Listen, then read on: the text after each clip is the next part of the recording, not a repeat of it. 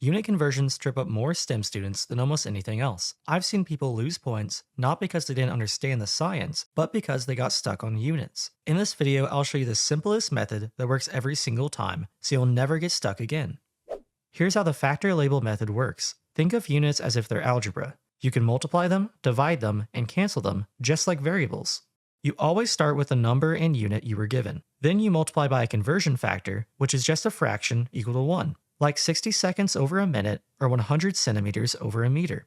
Since the top and bottom represent the same thing, the value doesn't change, only the units do. The trick is to line up your conversion factors so that only the unwanted units cancel, and you keep stacking them until only the unit that you want remains. That's why it's called the factor label method. Each fraction has a label, and you cancel the labels step by step. Let's start simple. Convert 120 seconds to minutes. First, write 120 seconds, then multiply by the fraction 1 minute over 60 seconds. Seconds cancel top and bottom and leave you with 2 minutes. Now let's scale it up. Convert 55 miles per hour into meters per second. Start with 55 miles per hour. First, cancel miles by multiplying by 1,609 meters over 1 mile. Then cancel hours by multiplying by 1 hour over 3,600 seconds. Multiply it out, and you get 24.6 meters per second. Notice that every unit canceled until only meters per second remained. Let's do a chemistry example.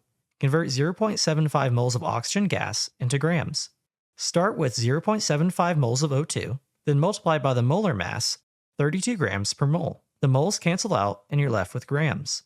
This gives you 24 grams of O2. Here are 3 quick tips to avoid mistakes. 1. Always write out your units. They'll guide you. 2. Stack your fractions so that units cancel diagonally. And 3. Check if your answer is reasonable. If you convert 1 kilometer and somehow get 1,000 miles, you know something went wrong. And that's it. Unit conversions are just algebra with units. Master this now and you'll save yourself tons of stress in physics, chemistry, and engineering. If this saved you time and confusion, subscribe now for more quick STEM lessons. And comment what topics you'd like for me to cover next. Thanks for watching.